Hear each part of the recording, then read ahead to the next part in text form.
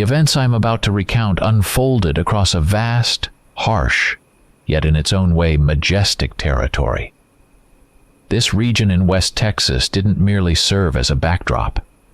It felt like an active, full participant in the unfolding drama. Its endless expanses, carved by deep canyons, the lonely threads of roads stretching for dozens of miles, and isolated ranches scattered across hundreds of acres of sun-scorched earth, created a persistent, almost palpable sense of being lost and abandoned. This was a land where time flowed differently, where the horizon was deceptively simple. But beneath the surface lurked ancient mysteries. The immediate proximity to the state border only intensified this feeling of uncertainty, hinting at a constant unseen activity, trafficking, surveillance, elusive games common to these parts.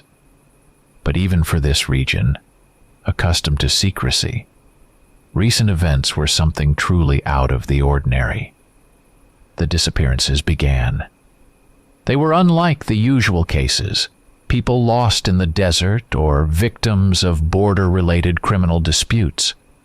The nature of these disappearances was disturbing in its strangeness, its almost unthinkable brutality.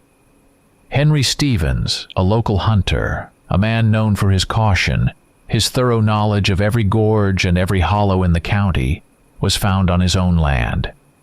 What was found was not just a body, it was mutilated remains. Henry had been decapitated.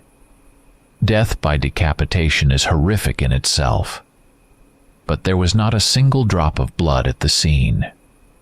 The ground around the body was dry, dusty as always, without a single trace of moisture, without a single dark stain that blood would inevitably have left from such an injury.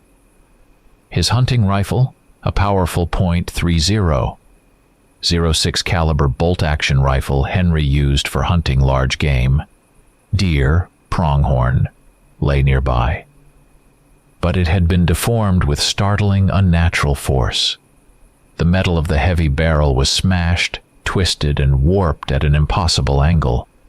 The sturdy walnut stock split into several pieces, as if it hadn't been broken, but torn apart by bare hands. This didn't resemble damage from a fall or typical mechanical impact. On neighboring ranches, scattered miles apart, a series of attacks on livestock occurred almost simultaneously. Animals, primarily cows and sheep, were brutally mutilated. But here too, the nature of the damage differed significantly from what coyotes, cougars, or even bears typically leave behind.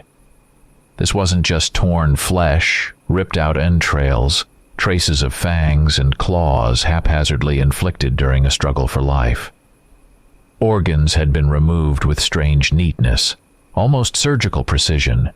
Lungs, liver, heart, they were missing, but the edges of the wounds were clean, without tears. There were no usual signs of a fierce struggle at the scene. The animal's fur hadn't been ripped out in clumps. The ground around them hadn't been trampled by hooves in their death throes.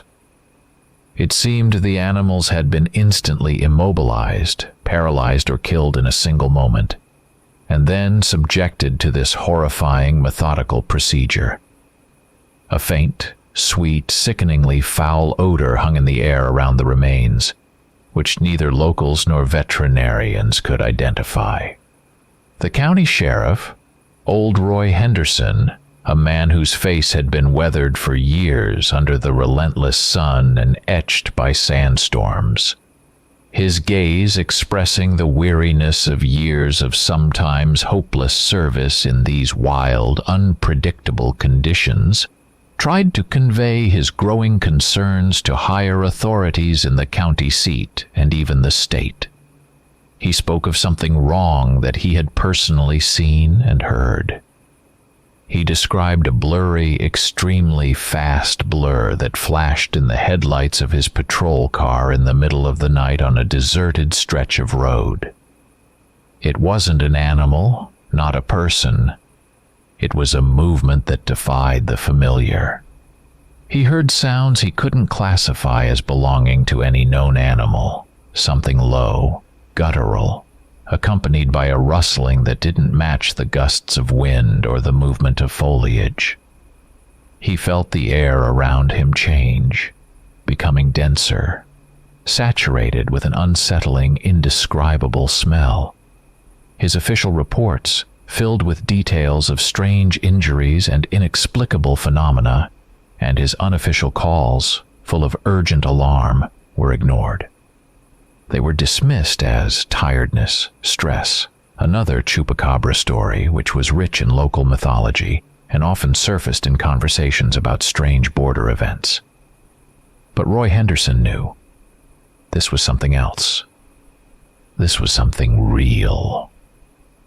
Soon, across the county, particularly in the areas where the disappearances and livestock attacks had occurred, widespread, unexplained electronic system failures began.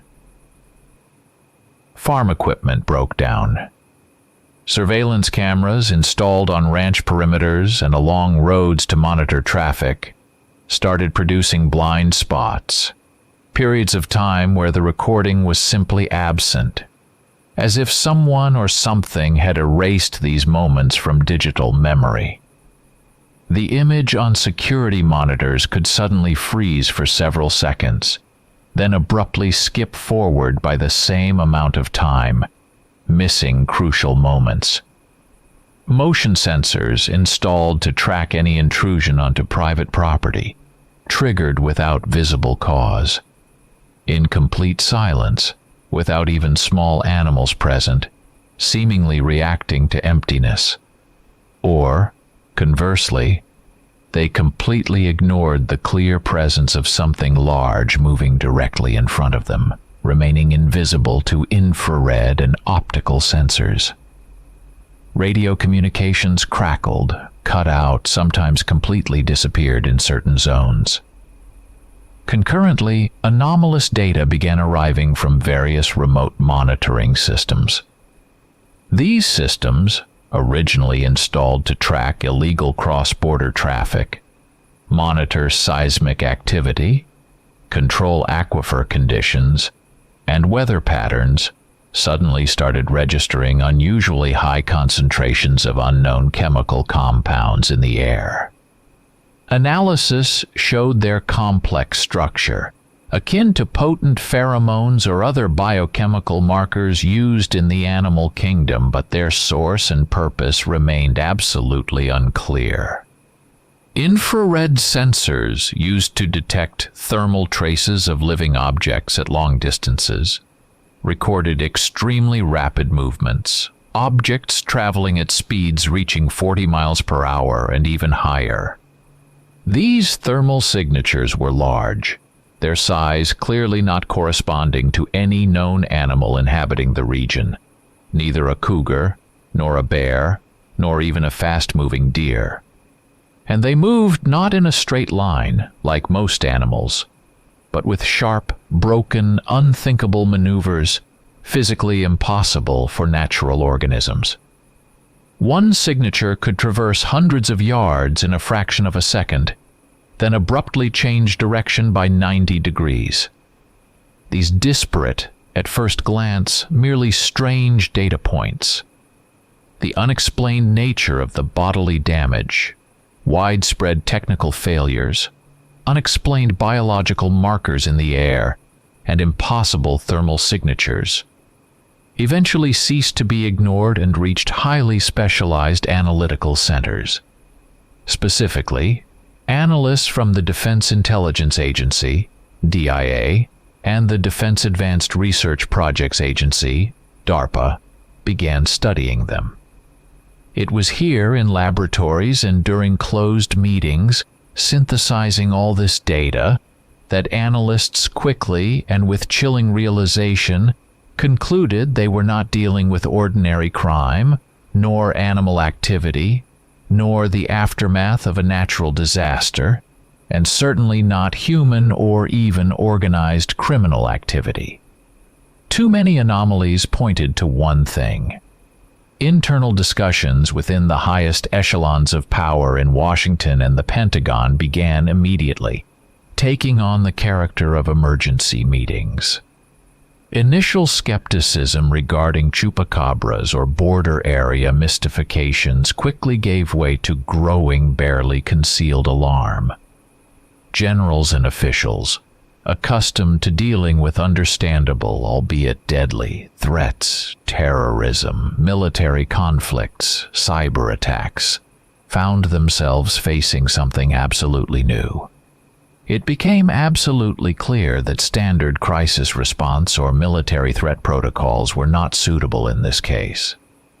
The threat was unidentified, potentially biological in origin, and represented something beyond current understanding, beyond conventional science and military doctrine. A final decision was made, formulated with extreme clarity and rigidity, to create a specialized, maximally covert operational group. Its task was not simply investigation, not collecting data for future reports, but immediate containment of the threat on site, its localization within the isolated Texas region before it spiraled out of complete total control. Time became a critical factor. Every minute lost could lead to unpredictable consequences. In accordance with a directive classified top secret, an order was issued for the immediate formation of an interagency task force, codenamed Black Lantern. The decision for such an unusual, complex composition was not accidental and reflected a deep understanding of the unprecedented nature of the task. Black Lantern combined the best operational capabilities of elite Special Forces units, the deepest analytical expertise of intelligence structures, and the cutting-edge scientific competencies of the country's leading research agencies. This synergy, a fusion of force, intellect, and scientific knowledge, was deemed absolutely necessary for effectively countering a threat whose nature remained unidentified, but which, with a high degree of probability, could be biological or even exotic, meaning non-terrestrial or completely new to the planet. The true terrifying nature of the mission was known only to an extremely limited circle of individuals at the very top of the power pyramid. Those who made the fateful decision to send men into the jaws of the unknown. The core of Task Force Black Lantern's operational component was a specific unit or part of the renowned Delta Force, selected for this extraordinary task. These weren't just operators considered the best of the best within U.S. Special Forces circles, having been through hellish training and countless combat operations. These were specialists with unique training extending far beyond standard combat skills. Their profile included exceptional adaptability to rapidly changing conditions, the ability to operate completely autonomously separated from main forces and support, effective work in small tactical groups where each person was critically important, and deep survival skills in the most hostile environments on the planet, from snow-covered mountains to scorching deserts. The team dispatched to Texas included key figures meticulously chosen for the specific requirements of the mission. A commander known for his coolness under pressure, his ability to think clearly and calculate in any, even the most critical situation. His decisions were always based on logic, not emotion. His deputy, responsible for tactical execution on the ground, a man capable of instantly assessing the battlefield and directing the actions of operators under fire, and a number of specialists crucial to the operation. An experienced sniper capable of engaging targets at long range and poor visibility. His nerves were steel. a field medic ready to provide emergency aid for the most severe, non-standard injuries in combat conditions. His medical bag was prepared for the impossible. A communications expert capable of maintaining contact with command even under strong electronic countermeasures. His equipment was on the verge of science fiction. And an explosive ordnance disposal.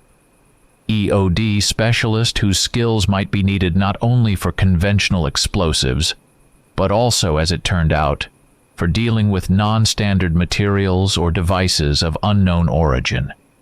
Their pragmatism, iron will, ability to instantly assess a situation and make decisions under monstrous pressure, as well as extensive experience gained in the world's most dangerous conflict zones, were to be decisive factors in the upcoming confrontation with the unthinkable.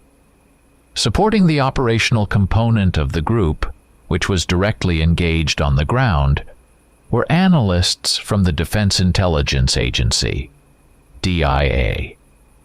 Their task, carried out around the clock from a remote, secure command center, involved collecting, aggregating, and analyzing all incoming information. From data provided by sensors scattered across the territory to audio and video reports from the on-site group. They built models of the threat's behavior, attempting to identify patterns in its movements and attacks, and searched for any possible links to known incidents, myths, rumors, or even classified projects. Specifically attached to the on-site team were 2 analysts and 1 technical specialist from either the National Security Agency, NSA, or the National Reconnaissance Office, NRO. These specialists possessed unique secret skills in working with electronic data, signal interception and analysis, as well as identifying and analyzing anomalies in network and sensor operations. Their presence was dictated by the widespread, unexplained technical failures in the area of operation. Furthermore, the ground team included consultants from DARPA, leading biophysicists, geneticists, specialists in adaptive biology, and even an anthropologist. Their presence was prompted by a serious hypothesis. Based on preliminary data regarding the strange biological markers and the nature of the mutilations, that the threat might be connected either to past, perhaps long-closed and forgotten DARPA experiments, or directly fall within their scientific interests related to advanced biotechnology, genetic engineering, and their potential application for military or defense purposes. To insert such a significant group with military equipment and specific specialists into a remote civilian area of Texas without causing excessive suspicious attention from locals' authorities or the ubiquitous media. A convincing, multi-layered cover operation was developed. The cover story was an official investigation into alleged illegal dumping of toxic waste on private ranch land belonging to a specific individual. The name Owen Sheldon was used in the cover documents. This pretext, a serious environmental threat and potential violations of federal law, provided a formal, absolutely legal basis for mobilizing significant resources, including representatives from the Environmental Protection Agency, EPA, and possibly the Federal Bureau of Investigation, FBI, whose presence could be used to strengthen the cover and distract attention.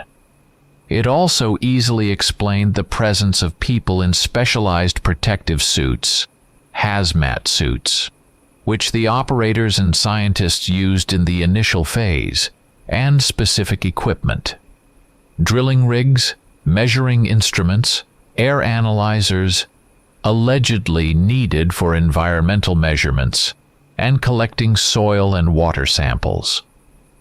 The logistics of the operation were planned with a pedantic, almost manic precision characteristic of such secret missions, where any mistake could cost lives and lead to complete failure.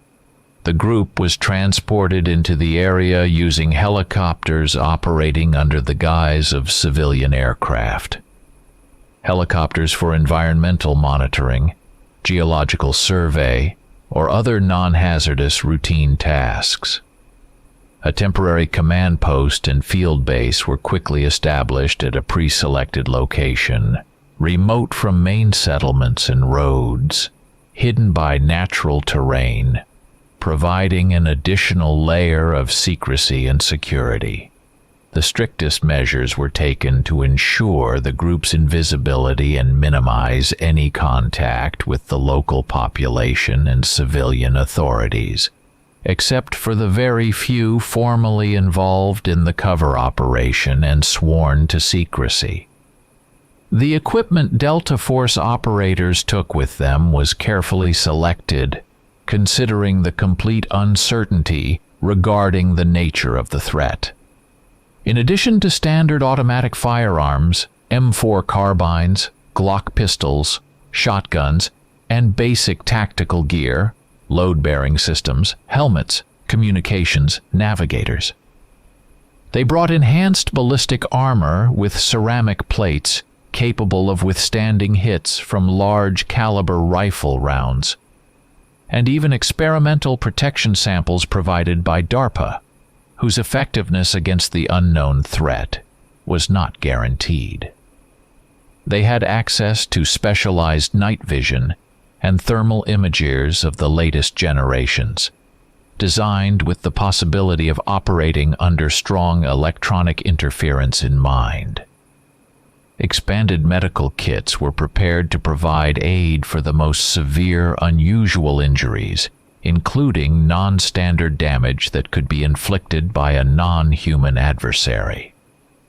Means for sterile collection of biological samples, portable analytical equipment for the scientists on site, and reinforced satellite communication systems capable of maintaining a signal with command, despite reported interference in the area, were also included. Before deployment, the group underwent a final, brief but exhaustive briefing within the walls of a secure bunker. The commander, gathering his men, clearly and without unnecessary words, stated the task: find the source of the threat, assess its scale and nature from a scientific and military standpoint, and neutralize it, while ensuring maximum secrecy for the entire operation. He particularly emphasized the complete uncertainty of the adversary, its unpredictability. "Expect the unexpected," he said, his voice even, but his words burned into memory. "Everything you know about the enemy, all your training, all your experience, all of it might be wrong. Act situationally, using everything you've been taught, but be ready to discard everything if necessary. Communication protocols, procedures for emergency situations, passwords, rules of engagement, use force only in case of immediate threat to life, and retreat procedures were reviewed again. All aspects of the planning were repeated with the methodical pedantry that distinguishes Special Forces units preparing for a mission where so much is at stake. Each operator knew his maneuver, his duties, his tasks. They were ready, as much as they could be. The group arrived in the area of operation with the first glimmers of dawn, as the hesitant rays of sun were just beginning to touch the tops of the rocks and the crests of the dunes, intensifying the feeling of complete, total isolation from the outside world. The horizon glowed a dull orange, gradually fading into a washed-out blue overhead. Delta Force operators, clad in sand-colored lightweight protective suits necessary to maintain the cover story of an environmental contamination investigation, disembarked from the helicopters silently, almost soundlessly, barely touching the ground. The first physical sensations were the pervasive, ubiquitous dust, stirred up by every step, coating everything. The sharp, dry smell of creosote bush and dry grass heated by the coming sun, and something else. An unexplained, unsettling odor that none of them could attribute to anything known. It hung in the air, subtle and alien. Thorough, methodical reconnaissance of the vast ranch perimeter began immediately, even before the helicopters disappeared over the horizon. The territory was enormous, covering several square miles of wild, uninhabited land. Unmanned aerial vehicles, drones equipped with both standard high-resolution cameras and thermal imagers capable of detecting the slightest temperature variations, were used for initial overview images. From above, the territory appeared deserted, scorched, and lifeless, but the transmitted images already contained strange, inexplicable details. Clear tracks on the ground, unlike the prints of cattle hooves or wild animal paws. In some places, particularly on softer ground, strange sand funnels and small, clearly artificial burrows were found, initially dismissed as coyote or prairie dog activity. But their number and size seemed unusual. While the drones worked in the air, methodically scanning each section, ground teams of operators deployed hidden stationary sensors around the entire ranch perimeter and on suspected approach paths to the central buildings. Highly sensitive thermal sensors were installed, capable of detecting heat even through a thin layer of soil, acoustic microphones capturing sounds from many hundreds of yards away, and sensitive seismic sensors capable of registering the slightest ground vibrations caused by movement. After completing the primary aerial reconnaissance and setting up the stationary sensors, the group, under the guise of contamination assessment specialists, began methodically moving across the ranch territory, heading towards the central buildings. They inspected structures typical of a Texas ranch: the main house, a large barn, cattle pens, a water trough near a windmill. Everything looked abandoned, as if the owners had left in a hurry. But this wasn't ordinary desolation caused by time or departure. Everywhere were clear signs indicating attempted break-ins or deliberate destruction, but these signs looked uncharacteristic, unnatural. Doors weren't just battered down or forced open with a crowbar. They were ripped from their hinges with immense non-human strength, pieces of door frames torn from the walls. The walls of the barn were partially collapsed, but not in the way they would from age, strong wind, or weather. The destruction looked localized, as if someone or something very powerful was trying to get inside or, conversely, break out of these structures. There was an oppressive impression that a real battle had taken place here, but not between humans. Some signs of destruction seemed deliberately hidden, as if someone or something had tried to cover the tracks of its presence or actions. Soon, as they delved deeper into the ranch territory and approached the main buildings, more detailed traces of the creature's activity were found, invisible from height or at a distance. The group, acting with the professional meticulousness of forensic investigators and field researchers, examined the mutilated animal bodies, or what remained of them. These were the same remains previously discovered by locals and Sheriff Henderson, but the Delta Force operators and attached specialists noticed nuances that had perhaps been overlooked or not understood by the locals.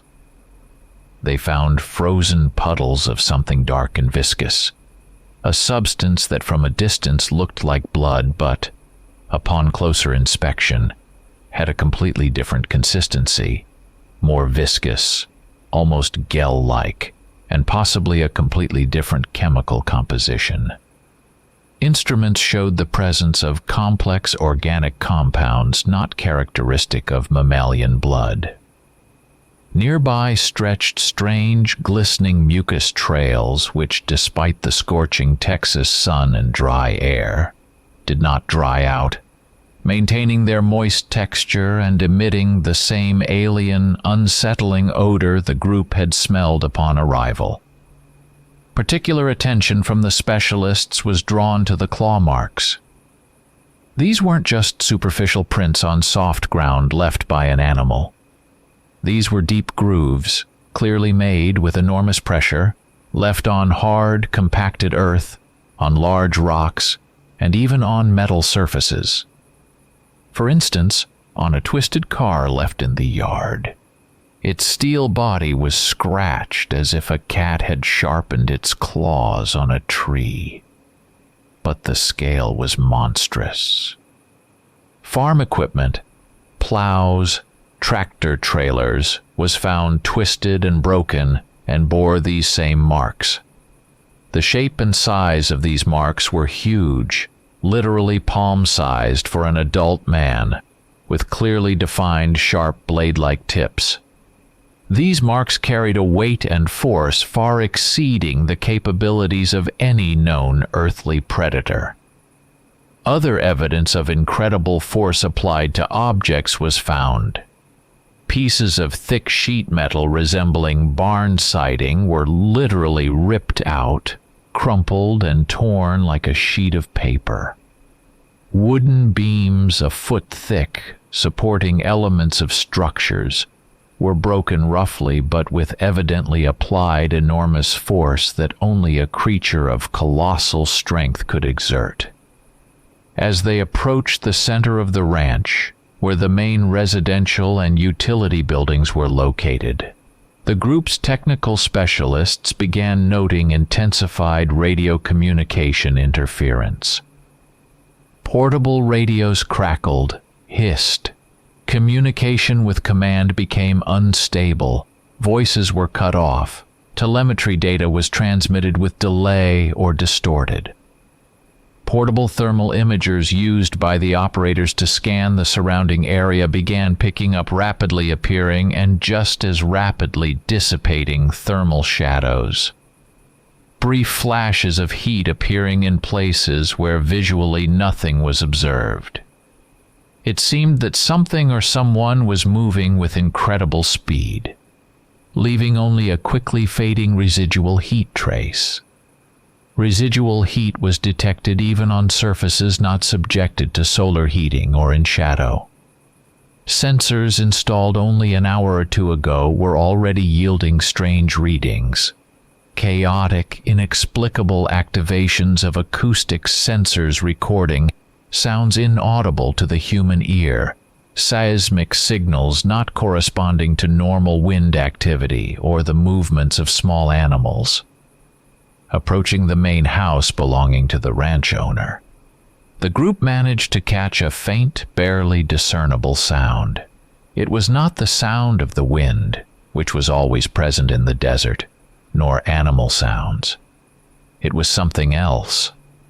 A barely audible, indistinct murmuring or groan, seemingly coming from inside the house or from underground. Almost simultaneously, operators scanning the horizon noticed a faint, flickering light, or perhaps a thin plume of smoke rising from deeper within the territory, where, according to the map, nothing should have been located. These new direct signs, perceived by senses and instruments, clearly indicated the presence of someone or something nearby. Perhaps the ranch owner himself, Owen Sheldon, whose name appeared in the documents, or the cause of all these anomalies. Considering all the data gathered, the rising tension, and the clear danger, The commander made an immediate decision not to enter openly, not to expose the group to unnecessary risk, but to undertake a covert, tactical approach to the house, ready for any, even the most unexpected, turn of events. The hunt had begun. The Delta Force team began its covert, methodical approach to the house. The operators moved silently, low to the ground, using every natural cover: sharp rocks, dry sagebrush bushes, folds in the terrain that seemed to offer concealment. They used night vision and thermal imagers, despite the bright light of the rising sun, to detect any anomalies in the optical or thermal spectrum, to pick up the slightest movement, the slightest increase in temperature that might betray the enemy's presence.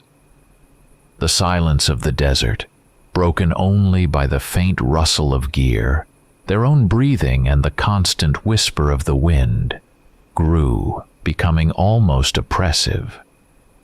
The operators professionally, with the intense concentration acquired over years of training in the most dangerous conditions, checked every corner of the house, every window, every potential observation point or hiding spot.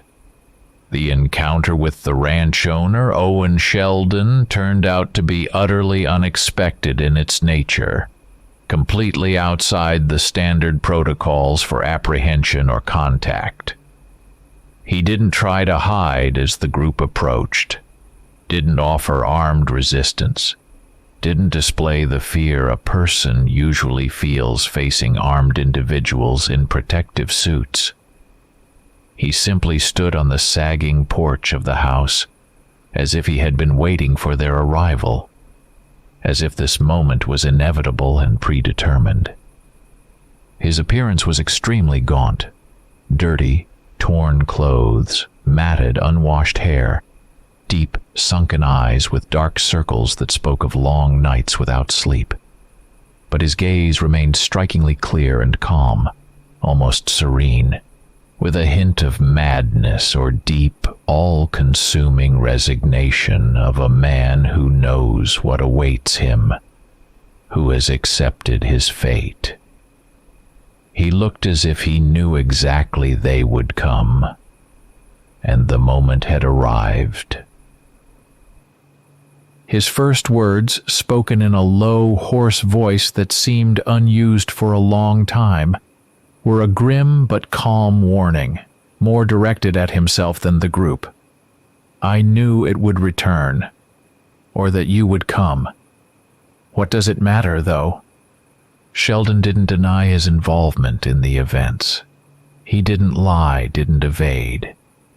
He spoke of a project he had worked on for years, of an uncontrolled experiment that had spun out of control and consumed his life.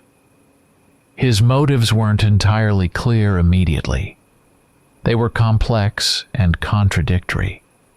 He spoke of science, of a breakthrough that could change the world, of the possibility to surpass the limits of the known. But his words carried clear notes of deep, all-consuming guilt and even deeper, paralyzing fear of what he had created, what he had unleashed.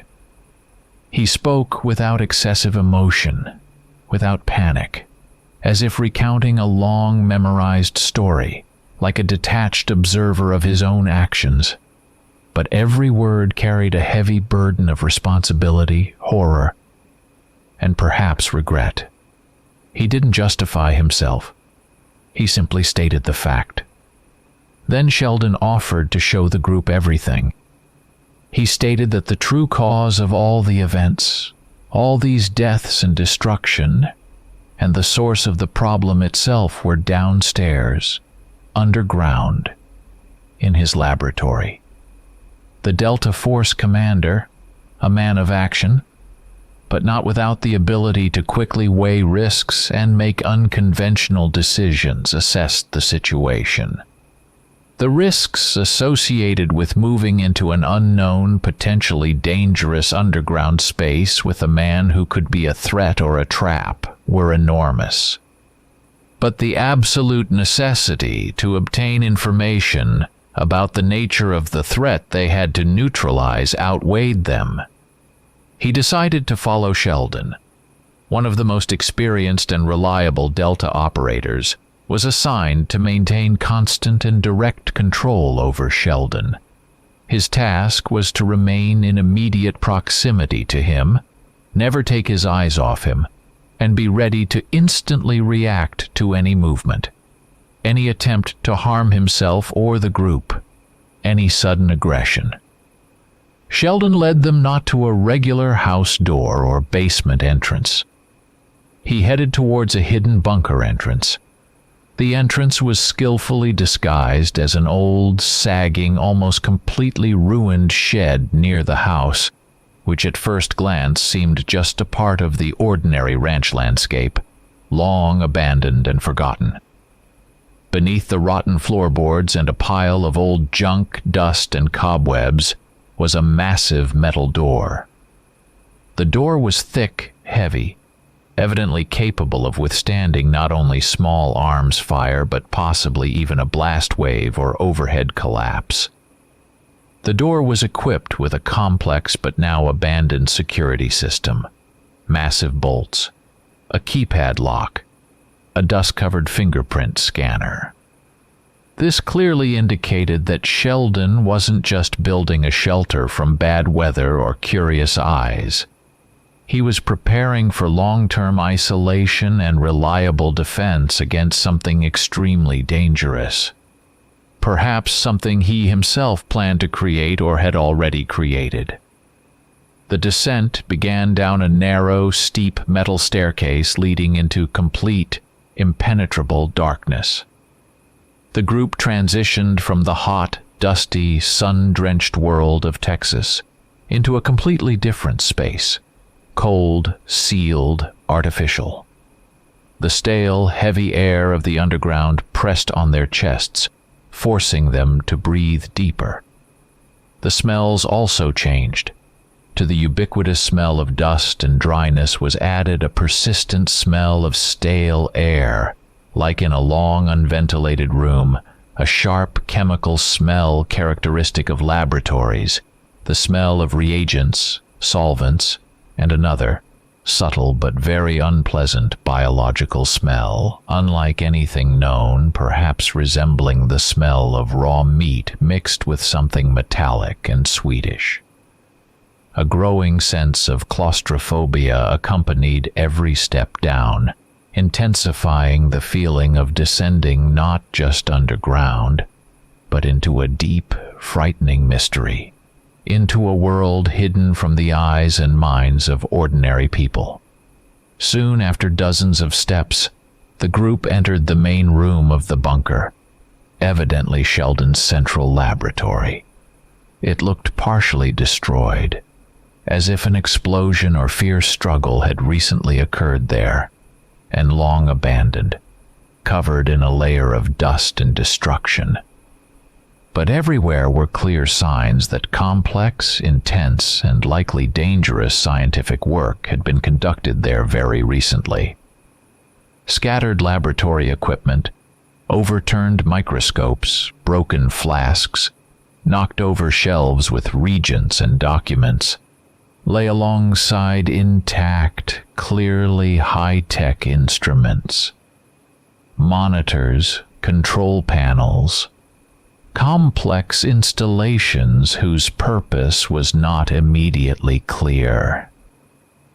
The visual contrast between the signs of highly functional, cutting-edge science and the clear chaos of destruction was striking, and created an oppressive atmosphere of a place where something terrible had happened, something that had spiraled out of control with catastrophic consequences. Questions multiplied, but the answers, it seemed, were right here, amidst this chaos. After the Delta Force team conducted a quick visual sweep and secured the perimeter of the main laboratory hall, taking defensive positions at the entrance and along the walls, the attached specialists, analysts from DIA and consultants from DARPA, began a detailed, meticulous investigation of the ruined premises. They moved methodically, like robots, documenting every item found, every detail that could shed light on the nature of the experiments conducted there and Sheldon's identity. They quickly managed to identify various types of equipment indicating the nature of the research: complex, latest generation genetic sequencers, high-speed centrifuges for separating biomaterials, bioreactors for growing cell cultures in large volumes, cryogenic units for long-term storage of biological materials at ultra-low temperatures, and specialized containment chambers clearly designed for isolating large and presumably extremely dangerous creatures. It became clear that the experiments conducted here were not merely theoretical or laboratory-based. They were on a scale requiring serious infrastructure and huge investment. Soon the specialists began finding specific evidence that not only confirmed Sheldon's rambling words, but also gave the first frightening hints about the true nature of the threat.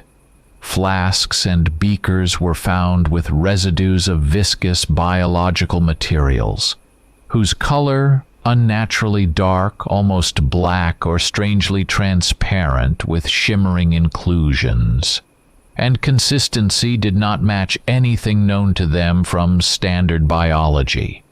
Frozen tissue samples stored in intact cryogenic chambers, labeled with incomprehensible codes, and broken test tubes with substances of unnatural bright colors, acidic green, phosphorescent blue, were discovered.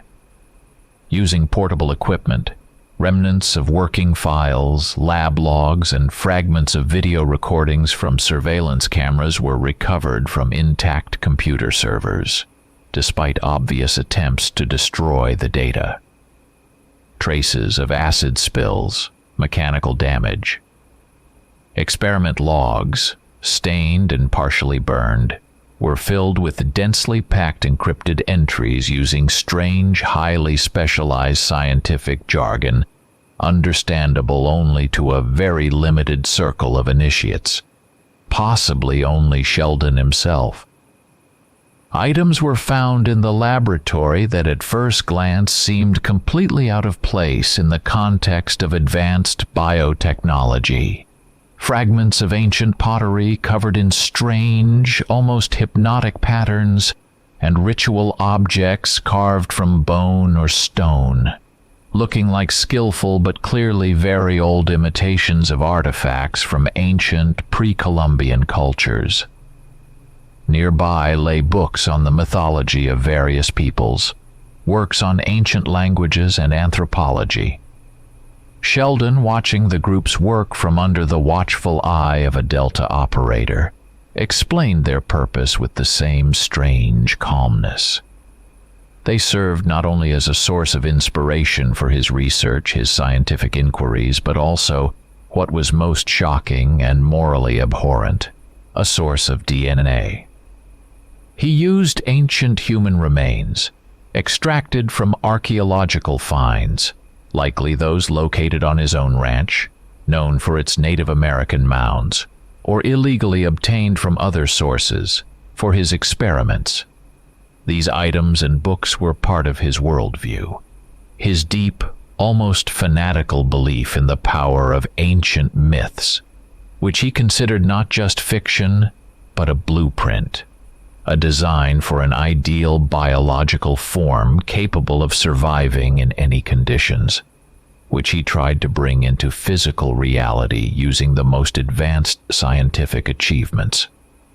DARPA consultants, armed with portable analytical equipment, field genetic analyzers, spectrometers, immediately conducted preliminary analysis of the found biological samples that were in sufficient quantity and condition. The initial results were not merely disturbing, they were shocking and disorienting. Analysis revealed an unimaginable, monstrous genetic blend.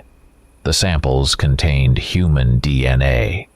DNA from known powerful predators such as large felines or wolves, and fast-moving creatures like antelopes or cheetahs, evidently taken by Sheldon to impart certain physical qualities, strength and speed to his creation.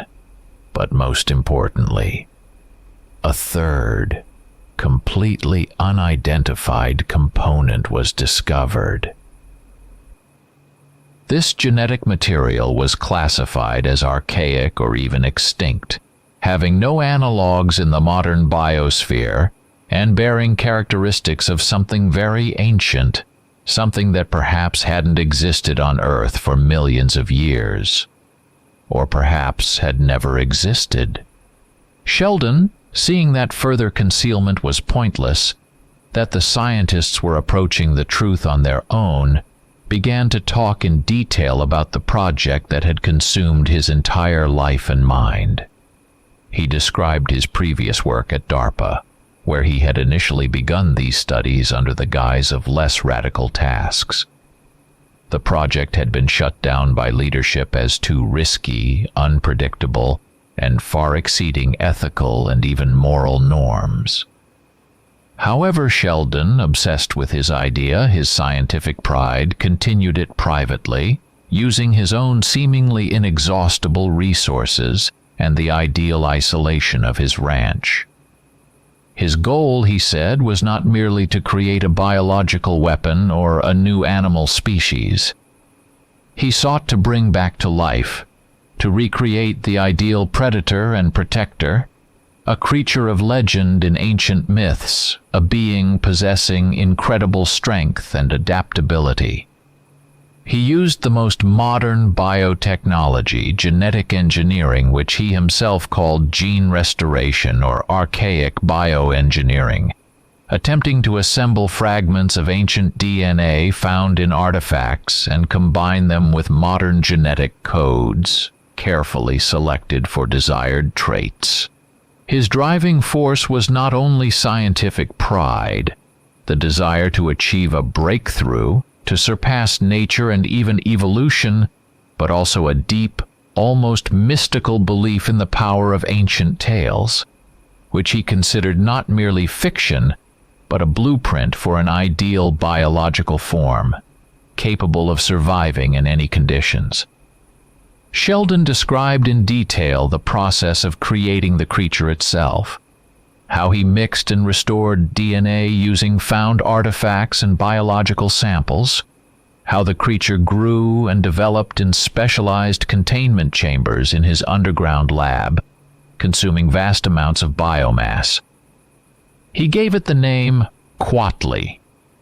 This was both his personal name and the project's code name, directly linked to a specific Mesoamerican deity, known in myths for its bloodthirstiness, antisocial behavior, association with sacrifice, and capability for metaphorical or even physical transformation.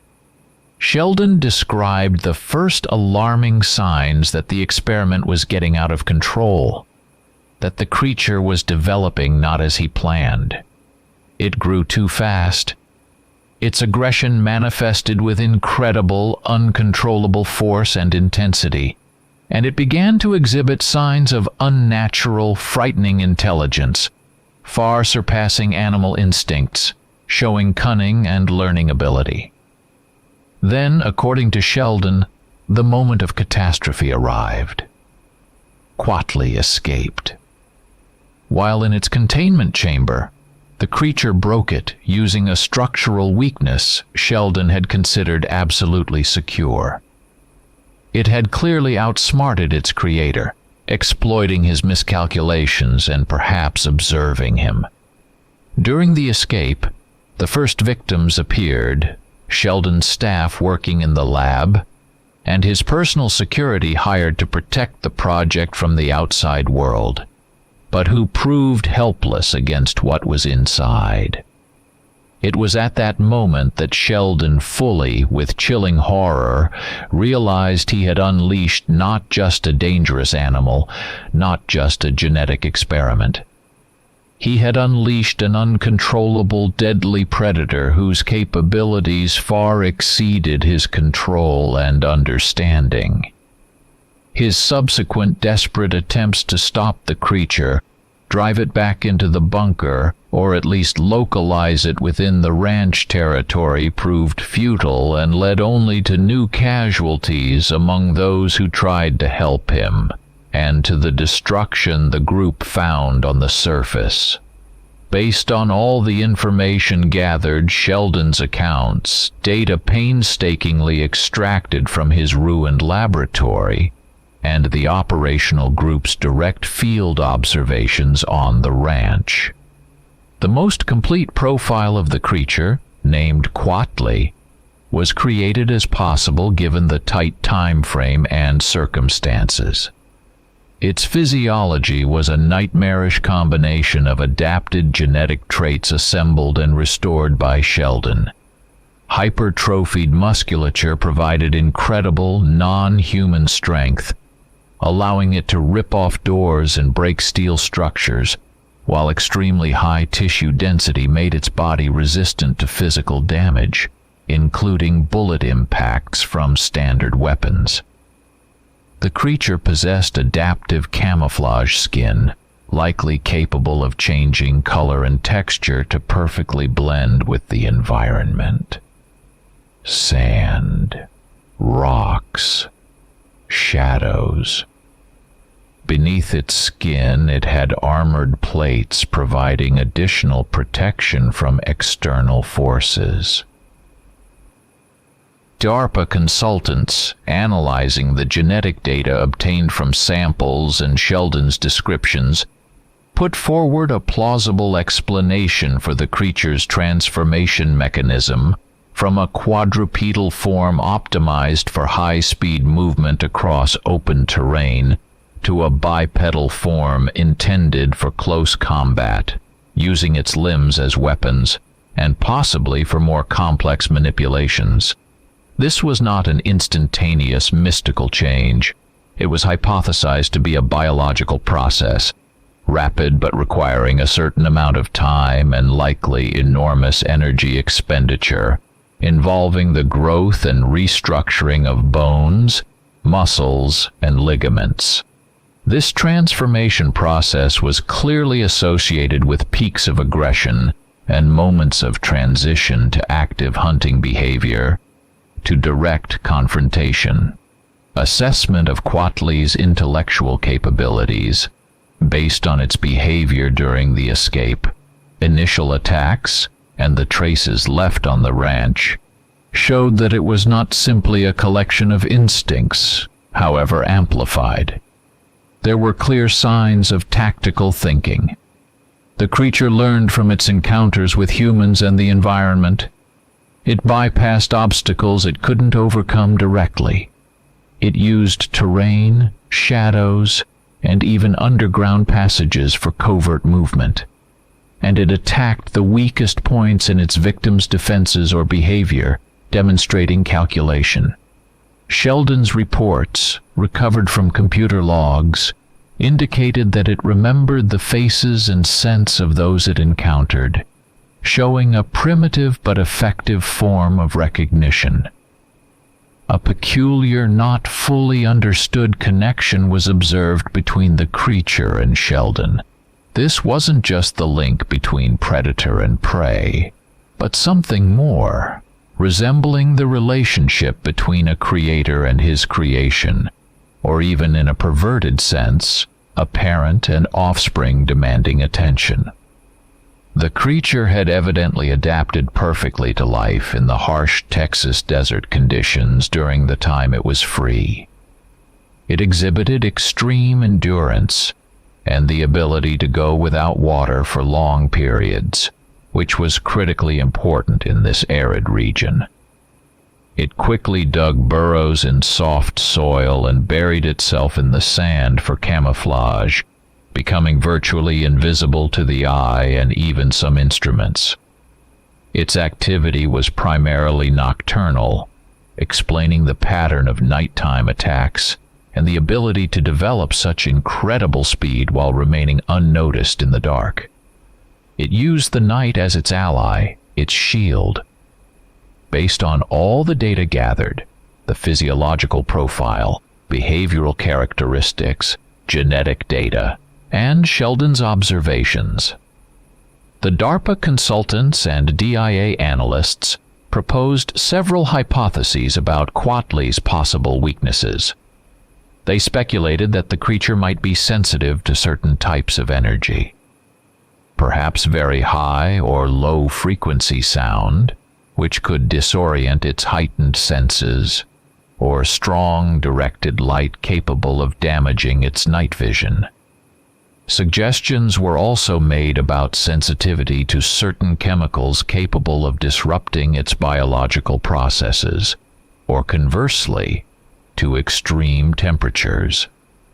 Intense heat exceeding the desert temperature, or intense cold capable of slowing its metabolism. A potential connection between the creature and Sheldon's scent, its creator, was also established, which could make him a potential bait, an object it would seek out, whether from aggression or some other unclear impulse. The Delta Force commander, having received, processed, and analyzed all this information, made a final and extremely difficult decision. Evacuating the local population was deemed impossible from a practical and logistical standpoint. A large-scale evacuation in an isolated area would inevitably attract attention, cause panic, and reveal the true nature of the operation. And the creature was too fast, too unpredictable, and acted too covertly to guarantee people's safety during their movement. Calling for reinforcements, requesting heavy artillery or air support also proved impossible for the same reasons. The risk of compromising the cover operation was too great, and even more terrifying was the risk of spreading the threat to a wider area by using indiscriminate, powerful means of destruction that might only enrage or drive the creature further, not destroy it. The task remained the same, but became absolutely clear and deadly. Find and destroy Quattly on the ranch territory, preventing its escape beyond the isolation zone at all costs. Tactics for neutralization were immediately developed, every detail planned down to the minute, considering the limited resources and mortal danger. DIA analysts and DARPA consultants, as well as the NSA NRO technical specialist, remained in the shelter of the temporary command post established in the bunker beneath Sheldon's house, continuing to analyze data and maintain communication, providing intelligence support for the ground operation. A detailed plan of operations was devised, taking into account the creature's hypothesized capabilities and weaknesses. It was decided to use Owen Sheldon as bait, positioning him at a point where the creature was expected to come, drawn by his scent or sounds. A firing ambush was organized around this point, using the advantage of the terrain, the open field behind the main ranch buildings, where they could exploit the advantage of firing range and potentially deploy the heavy weaponry they had managed to prepare. A detailed retreat plan from the ambush point was also developed, and fallback positions for regrouping in case of failure of the main plan, as well as routes for evacuating the wounded, were identified. No one was under any illusions. The plan was risky. Delta Force operators, using all their years of training, experience, and instincts, quickly and effectively established a defensive perimeter around the selected ambush zone. They worked cohesively, like a single organism, almost silently moving in the twilight. They erected temporary fortifications from sandbags they had brought and made maximum use of natural cover. Sharp rocks, low embankments, terrain folds that provided cover and concealment. Rows of barbed wire, stretched low to the ground, were installed on hypothesized approach paths, in sectors designed to funnel the creature's movement. It couldn't stop the creature, but it might slow it for fractions of a second, or at least direct its movement into the desired sector of fire, towards the area where the main firepower was concentrated. Then, stationary .50 caliber BMG heavy machine guns were set up at key positions, ensuring crossfire capable of covering the entire central ambush sector. These weapons, capable of penetrating light armor, were considered one of the few means potentially capable of inflicting serious, possibly fatal damage on the creature. The machine gun crews quickly prepared the guns for battle, setting them up on tripods, checking the presence and correct arrangement of ammunition.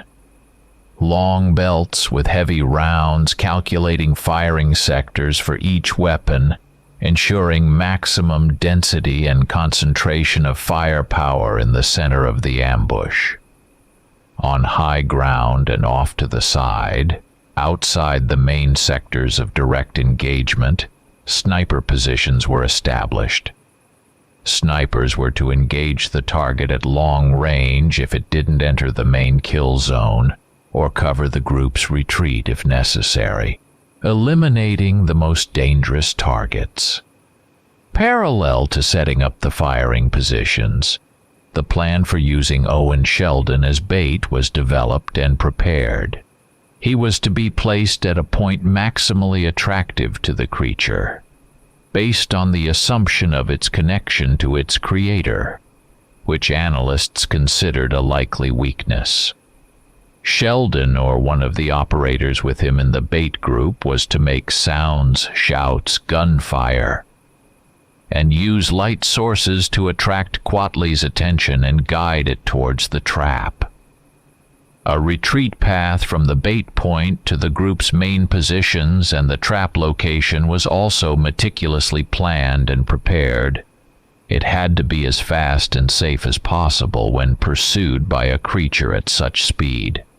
Sheldon, collaborating with the Delta EOD specialist and DARPA consultants, constructed a powerful charge using thermite components combined with a small detonator charge to ensure a directed blast wave and guaranteed ignition. They used leftover chemicals and specialized equipment found in his underground lab, applying their knowledge of chemistry and explosives.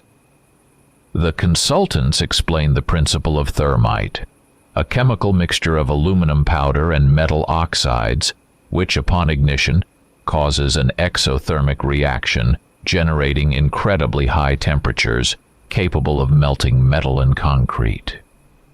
The trap designed to destroy the creature with this charge was hidden. It was a reinforced pit, dug and lined with whatever was found on the ranch, into which Quattly was planned to be lured.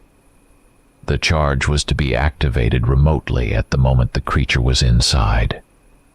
This was a risky decision, given the improvised nature of the charge and the potential instability of Sheldon's chemicals. But it was the only chance to inflict critical damage on the creature. The commander made the complex, difficult decision regarding the group's division and positioning.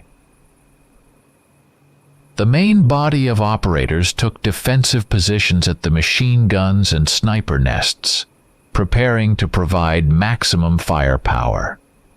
A smaller but carefully selected group, consisting of the most experienced, fast, and level-headed operators, was to accompany Sheldon to the bait point and remain in close proximity to the trap. This group took on the greatest mortal risk, acting virtually alone as live bait, leading the deadly predator into a snare. Brief, tense farewells occurred between the operators. An unspoken understanding hung in the air that this night might be the last for many of them. Words were sparse, but glances spoke volumes. As darkness fell, the operators took their positions. The sun finally set below the horizon, plunging the desert into complete, impenetrable blackness, disturbed only by the faint, uncertain light of stars, which provided almost no visibility. The silence, tension, and anticipation became almost palpable, hanging in the air. The operators checked their communications one last time, ensuring they worked despite periodic, intensifying interference. They checked their gear, weapons, ammunition, activated night vision devices. They whispered signals, code words, and procedures for emergency situations, trying to focus on the task at hand, on their combat protocols, and stifle the instinctive, primal terror of the unknown, of an adversary they could not see but whose presence they felt. The first signs of approach were not long in coming. Distant sensors installed on the ranch perimeter triggered. Signals flashed on the monitors in the field command post. Then faint sounds echoed in the night, rustling, scratching on stone, a low, guttural growl or howl, completely unlike the sounds of animals inhabiting these areas. On the thermal imagers set up on the perimeter, brief, fast-moving thermal patches appeared, materializing and disappearing as suddenly as they appeared, like a ghost made of heat. There was an oppressive feeling that the creature wasn't just moving towards them in a straight line, but was playing, assessing the setup, studying the defenses, probing for weak spots, and choosing the most favorable moment to strike. The psychological warfare began long before physical contact, and the adversary was clearly excelling at it. The tension escalated with every second. Quattly did not attack head-on, as a normal animal driven only by instinct would. It used its incredible speed, sharp, frightening intelligence, and as it turned out, a deep knowledge of the terrain it had acquired while hiding on the ranch. The first attacks were sudden, deadly, and came from completely unexpected directions, not those the operators considered most likely. The creature attacked distant, less defended positions on the perimeter, creating a diversion, forcing the defenders to scatter their attention and firepower, drawing some operators away from the center of the ambush. It was a calculated tactical move.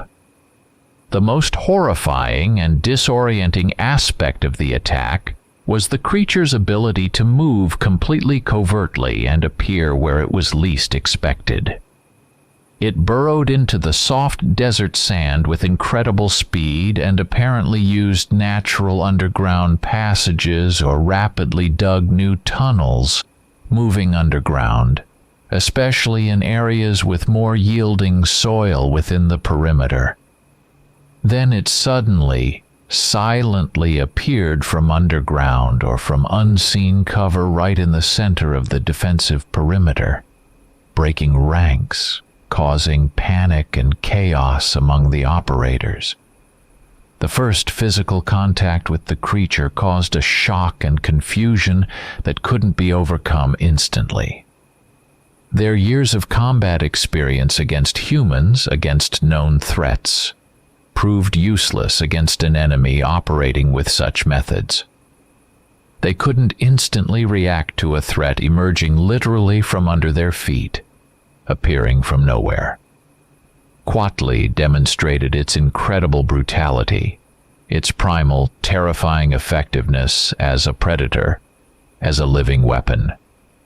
One of the operators, who happened to be too close to the point where the creature suddenly emerged from underground, became the first casualty. Death was almost instantaneous, without a single chance for rescue, for resistance, for a counterattack. The creature used its enormous claws and powerful teeth not just to inflict wounds, but to tear and eviscerate its victim with horrifying, biologically unnecessary savagery, with evident, almost malicious destruction. The other operators witnessing this scene experienced true, paralyzing horror. They were confronted with something no training, no combat experience, no theoretical calculations had prepared them for. Communication with part of the group on the distant positions, who had been subjected to the first attack, was lost, worsening the disorientation and sense of isolation. Taking advantage of the shock and disorientation in the defenders' ranks, Quattly seemed to instantly assess the situation and concentrated its efforts on the most dangerous point of defense for it, the position of the .50 caliber BMG heavy machine gun. This was the center of the group's most powerful firepower, the only weapon capable of penetrating its defenses. With incredible speed and immense strength, the creature attacked the machine gunner. It didn't just jump over the cover. It blew through it. It overturned the weapon itself, a heavy structure weighing hundreds of pounds, fixed on a tripod like a toy, ripping it from the ground, and tore apart the crew next to the machine gun. The group's primary firepower, on which the main hopes for this confrontation rested, was lost in a matter of terrifying seconds. The defense, deprived of its key element, collapsed, turning into scattered pockets of resistance. The operators were forced into close combat, using only personal weapons, automatic carbines, pistols. However, their rounds proved insufficiently effective against the creature's dense, incredibly resilient hide, possibly reinforced with armored plates. Some bullets seemed to just bounce off, leaving only small dents or scratches. Others penetrated but inflicted no critical damage, did not stop it. Among the operators, despite their iron discipline, there was controlled panic. They tried to regroup, find some cover, probe for weaknesses in an enemy they couldn't stop. The radio crackled with fragments of screams, desperate commands, mixing with the sounds of disorganized gunfire, the creature's low, furious, gurgling roar, and the cries of the wounded. Using hand grenades and underbarrel grenade launchers had only a limited temporary effect. The explosive charges seemed only to stun and briefly disorient Quattly, not inflicting critical damage.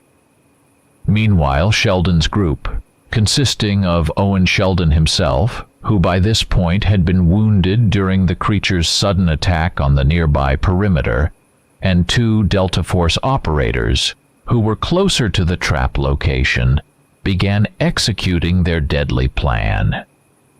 They drew Quattly's attention by opening fire with their personal weapons, creating noise and light flashes that were intended to serve as a beacon. The scent of wounded Sheldon's blood also presumably acted as a powerful lure, awakening in the creature either hunger or some semblance of an instinct connected to its creator.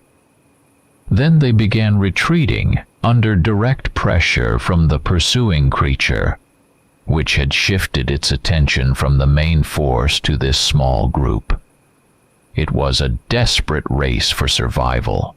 They had to lead Quattly to the trap, to the dug pit with the charge, before it caught up to them. A tense, grueling chase began across the open field under the desert stars. Quattly was literally at the heels of the retreating group, moving with horrifying speed that a creature of its size should not have possessed. The operators and wounded Sheldon ran without looking back, shooting as they ran to slow the pursuer down, if only for a moment, to gain precious seconds. In the last moment, when Quattly was only a few feet behind them, when its roar was deafening and its thermal signature filled the entire thermal imager screen, the group reached the trap location. In the final, critical seconds before the charge was activated, when the fate of the entire operation and the surviving personnel hung in the balance, the operator accompanying Sheldon and carrying the activator managed to remotely activate the charge. 1 second. The charge, placed in the hidden reinforced pit, activated, causing a powerful localized explosion. There was a deafening rolling roar that shook the earth and drowned out all other sounds. Gunfire, screams, growling. An incredibly bright, blinding flash of light shot into the sky, its color not just white, but rather a piercing yellow, blinding everyone who looked that way for a brief, agonizing moment. Following the flash came a wave of superheated air, burning face and lungs, carrying the smell of molten metal and charred flesh. Then followed an intense, unbearable heat emanating from the epicenter. The ground around the epicenter of the explosion collapsed into the pit under the effect of the temperature and blast wave. The area within dozens of yards of the epicenter looked horrifying. The earth was scorched black, covered in a crust. Rocks had melted, flowing in streams. Metal fragments of weapons and equipment that were too close had turned into shapeless, molten lumps, having lost all form and functionality. For a moment, a brief, almost unreal moment, there arose a weak, hesitant hope that this hellish heat, this unthinkable temperature, had finally managed to stop the creature, to destroy it. The most terrifying, most chilling moment came shortly after the assessment, when it became absolutely, unequivocally clear. The creature had survived. Quattly emerged from the very epicenter of the explosion. It didn't leap out. It climbed out, slowly, heavily, as if rising from hell. It was horribly mangled. Part of its body, perhaps the head and side, were charred black, the skin seared and melted, exposing the underlying boiling tissues, but it was still moving. Steam rose from its wounds. The air around it shimmered with heat. The creature emitted a distorted, pained roar that was simultaneously an expression of unthinkable rage and a moan of unbearable, incinerating pain. Quattly was severely wounded, its physical state critical, but it was not neutralized. Its speed and coordination were temporarily impaired. It moved, swaying, stumbling, its gait uneven, jerky. However, the creature's rage seemed only to intensify from the damage received, from the pain and anger. It was disoriented. Its movements looked chaotic. But it still remained deadly dangerous, ready to lunge at anything that moved. By appearing after the explosion, after what should have destroyed any organic matter, the creature demonstrated incredible, unthinkable resilience and adaptability. Even extreme temperatures capable of melting steel could not kill it. The wounded creature, likely unable to continue the fight in such a state, or assessing its critical injuries, retreated back into the desert. It left limping, stumbling, steam or smoke rising from its charred body due to the burns. But it was still moving with the same horrifying, impossible speed it had possessed before being wounded, rapidly disappearing into the pre-dawn twilight, dissolving into the shadows. Its distorted roar, filled with pain and fury, gradually faded in the distance, leaving behind only silence and a sense of unspeakable horror.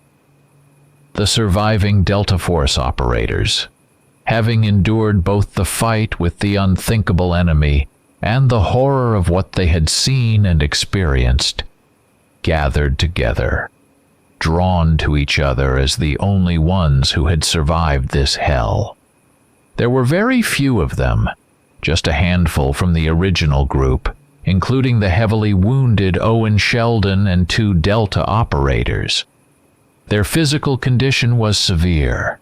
Many had injuries of varying severity from the creature's claws or the explosion, concussions, burns.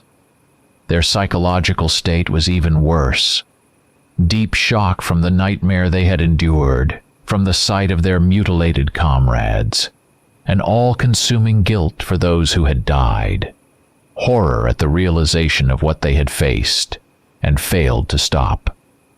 Among the survivors was Owen Sheldon, severely wounded during the creature's attack, but having survived the explosion and the chase. 2 Delta operators also survived. The field medic, who had sustained an injury during the struggle with the creature, a deep scratch or bite on his arm, which in the heat of battle, in the chaos and adrenaline, he had considered minor and not requiring immediate treatment, and the communication specialist, who managed to restore the channel and contact HQ. The surviving operator with the injury, soon after the fight ended, when the adrenaline subsided and shock began to give way to physical exhaustion, developed strange, unsettling symptoms. First, he felt an unusual, unexplained weakness, unrelated to physical fatigue. Then a high fever began, alternating with chills. He shivered. Soon, other, more frightening signs appeared, visible to the naked eye. A change in skin color around the wound. It became darker, almost black. The veins in the area swelled and became clearly, unnaturally visible under the skin. And then rapid, frightening changes began at the cellular and tissue level, visible even to the naked eye. The skin thickened, became rough. Strange subcutaneous nodules began appearing beneath it, resembling growing cartilage or bone protrusions. This clearly, unequivocally indicated that the injury inflicted by the creature was not an ordinary wound or even infection with a known pathogen. It was either an infection of a completely unknown, exotic nature, or, far more terrifying, the beginning of a transformation. The beginning of a metamorphosis, analogous to what had given life to Quattly itself.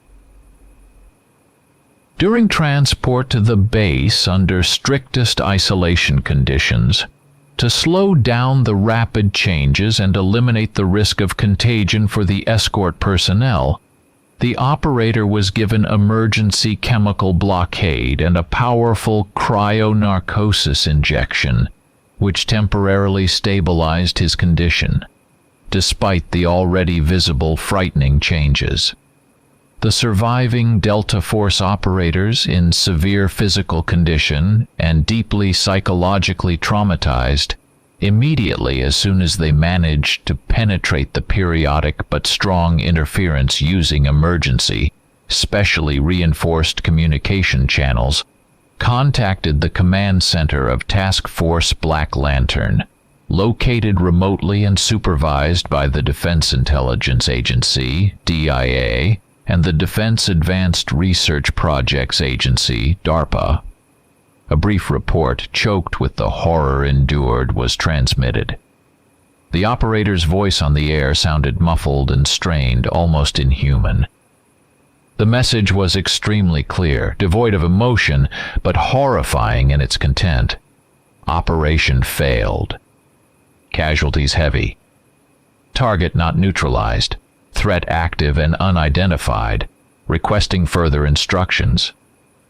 At the highest level, where this message went, in the secure bunkers of the Pentagon and Washington, an immediate decision was made for a total and unprecedented cover-up and cleanup operation of the territory.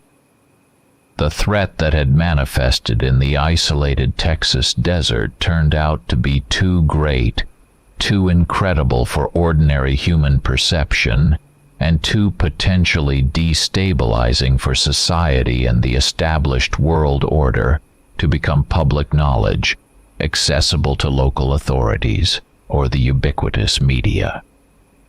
Priority number 1 became the immediate and complete liquidation of all evidence and witnesses, with the exception of a minimal necessary number of individuals whose further study or control was deemed critically important for understanding the nature of the threat. Specialized units were quickly deployed to carry out this task. These were not combat special forces operators like Delta, but other, less-known cleaners from secret structures, specially trained to operate under conditions requiring absolute secrecy, the methodical destruction of any traces of unauthorized activity, and information manipulation. These units conducted a meticulous, detailed cleanup of the ranch territory, collecting every fragment of the bodies of the fallen Delta operators, remnants of their specific equipment, and any biological traces, blood, tissues, slime, that the wounded creature might have left. The soil at the explosion's epicenter was removed, the charred wreckage collected and disposed of according to special protocols. For the public, local authorities, and regional media, a convincing but completely false official version of events was created and disseminated. The most plausible, though tragic, explanation announced was the conduct of large-scale military exercises using experimental chemical substances, possibly a nerve agent or a powerful mutagen used in biolabs. According to this cover story, an unforeseen leak or accident occurred during the exercises, resulting in the deaths of the exercise participants and causing local contamination. The ranch territory was declared a top-tier environmental disaster zone and closed for indefinitely long years under the pretext of conducting decontamination and soil remediation work, which provided a legal and absolutely legitimate basis for restricting access, establishing a perimeter, and suppressing any independent investigations or attempts at infiltration. The bodies of the fallen Delta operators, or what remained of them after the monstrous encounter and the thermite explosion, were secretly transported out of the operation zone by special vehicles and cremated without civilian autopsy and, of course, without public honors or military honors typically accorded to fallen servicemen. Their death became a state secret. All records, audio from radios, video from helmet cameras, data collected by sensors and analytical equipment, were destroyed or classified under a seal, rendering them effectively inaccessible forever, buried in archives whose existence was known only to a few. Sheldon's underground lab was flooded with tons of fast-setting concrete, turning into a sealed capsule, forever hiding its horrifying secrets and experiments. Owen Sheldon himself was officially declared deceased as a result of the incident at the ranch, his name appearing in secret reports as the creator of the threat. But to the outside world, he simply vanished. The two surviving Delta operators, having endured both the fight with the unthinkable enemy and the horror of what they had seen and experienced, were subjected to lengthy, exhausting interrogations and detailed psychological evaluations by intelligence representatives, military psychologists, and interrogation specialists. They were given the strictest order for complete silence regarding the true events under the direct, unambiguous threat of life imprisonment in a high-security military prison, or what sounded even more ominous and left no doubt, neutralization. Their military careers were immediately and permanently terminated, Their names disappeared from active rosters. They became non-existent people to the system. Special attention was given to the infected operator. He was immediately isolated in a sterile military laboratory located at a secret base. Intensive round-the-clock study of his condition, rapidly developing symptoms, and the course of the infection or metamorphosis began. His future fate or possible use, depending on the progression of the transformation, became the subject of closed, secret discussions at the highest level, where ethics yielded to pragmatism and the desire to understand the threat.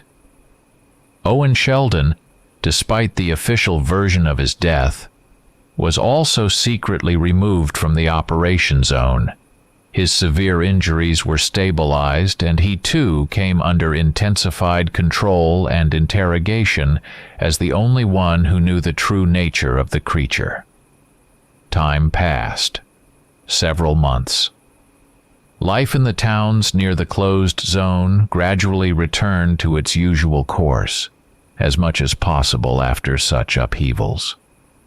The contamination zone remained enclosed by a high perimeter, guarded by armed patrols, with signs warning of chemical contamination danger. However, in remote, deserted areas of the desert, hundreds of miles from the epicenter of events, far from roads and settlements, strange, unsettling rumors began to circulate. One local resident, a rancher or hunter wandering in search of lost livestock or game in the most remote and desolate places, reported to the sheriff, or simply told in a bar about a strange, mutilated man wandering the desert. The description he gave matched the injuries Quattly received from the thermite explosion. Traces of severe burns, charred skin, or deformities on one side of the body were mentioned. The most unsettling aspect were the rumors of unnatural bestial sounds. A low growl, a drawn-out howl, emanating from this man at night. This was not a clear end to the story. It clearly indicated its continuation. It remained unknown who this wanderer truly was. Was it Owen Sheldon, who somehow unimaginably survived everything, escaped control, and was now undergoing transformation himself, the result of his own madness? Was it the infected surviving operator, whose metamorphosis continued in wild isolation, turning him into something else? Or was it Quattly itself, the monster from myths, the offspring of ancient DNA and modern science, adapted into a new, perhaps more human-like, but no less monstrous form, having hidden from the world to heal its wounds, awaiting its hour, its return? The threat had not disappeared. It had merely changed. It had adapted. It had hidden in the boundless expanses of the Texas desert, turning into a phantom awaiting its hour to strike again. And no one knew when that would be.